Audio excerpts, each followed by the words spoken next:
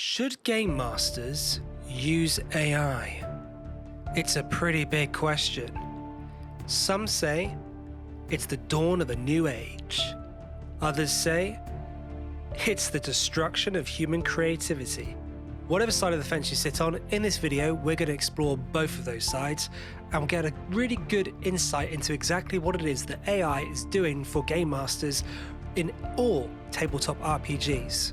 And as a professional game master myself, I'm going to give you my own hot take on what I think is the future of AI and exactly what I am doing with it right now. So, grab yourself a cup of tea and let's get into it.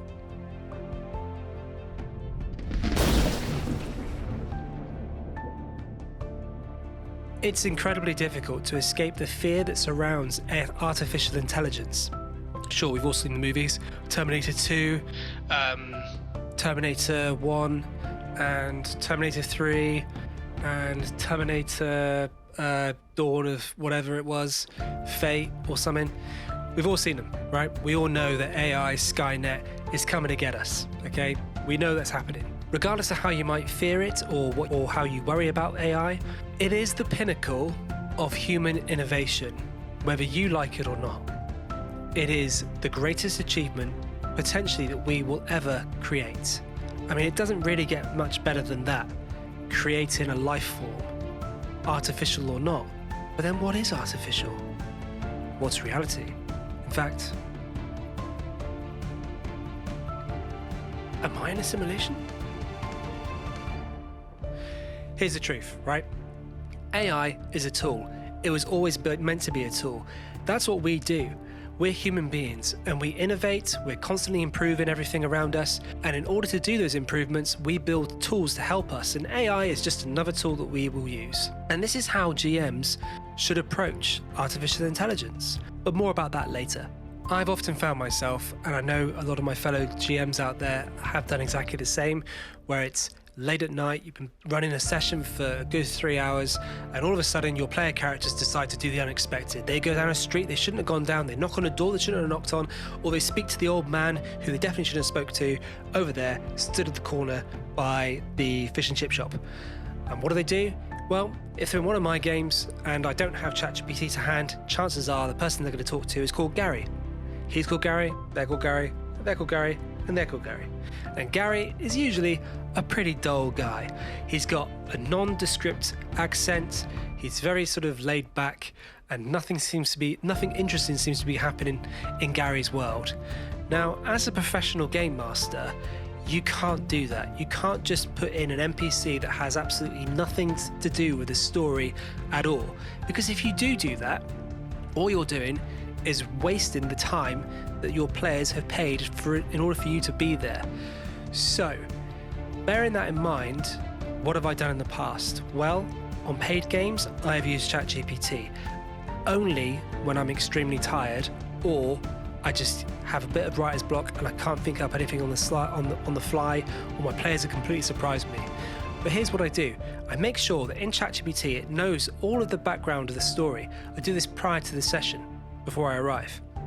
Punch it all in there so it's got it all to hand. I created a separate file so I can keep track of all these extra things that are happening in their world.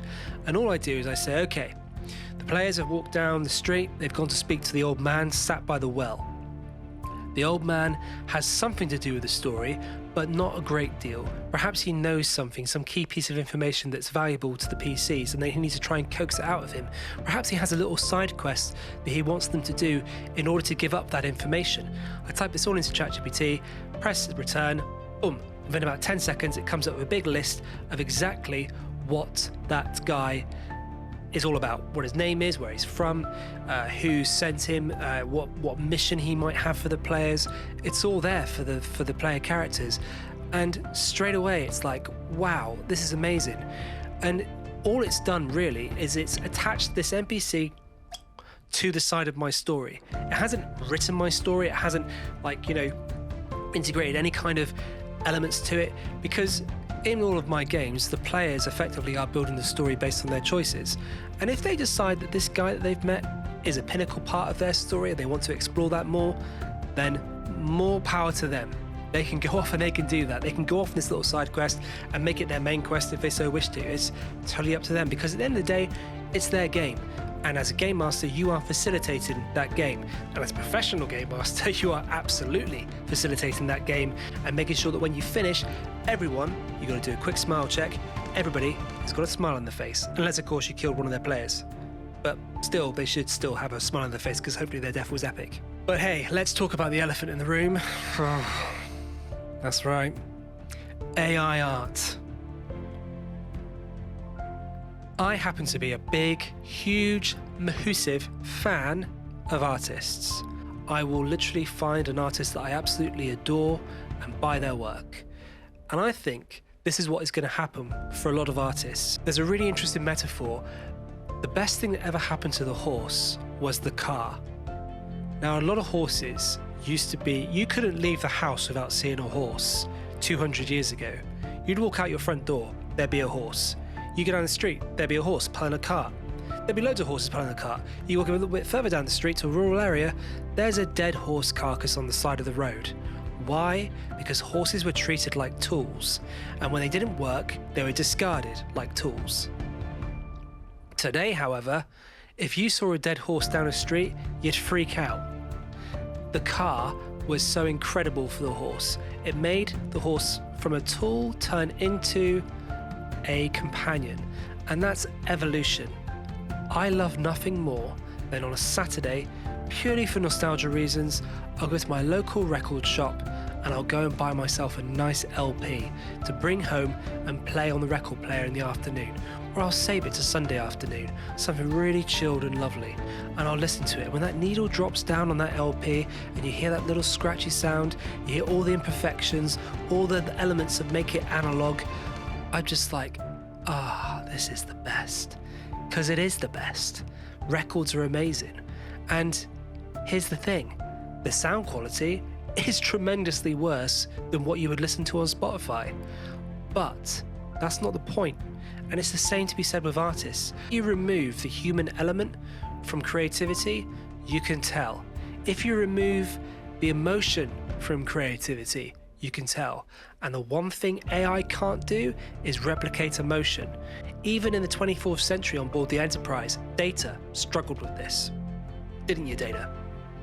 I hate this. See? You did.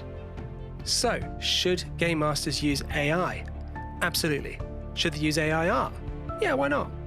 Should they use AI to create their own stories? That's on you. Personally, I don't think it's a good idea, because I think it removes the emotional element too much.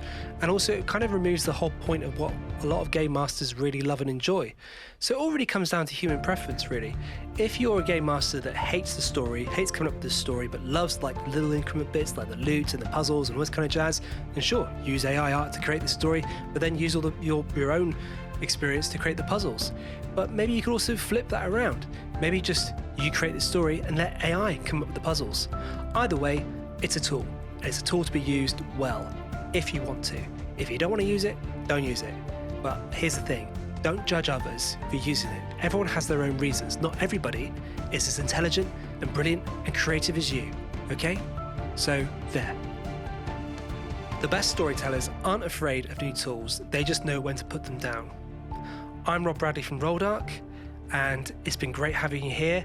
If you like this video, please subscribe, hit that like button, and give us a thumbs up. And leave some comments. You know, give us some hatred. Not hate, don't give me hatred. Give us some nice feedback or whatever you want to do. We're always open to having a chat, especially on a subject like this.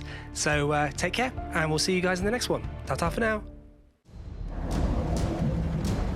You've walked the path of the storyteller. Now it's time to forge your legacy. Roll Dark, where professional game masters are forged. Enroll now.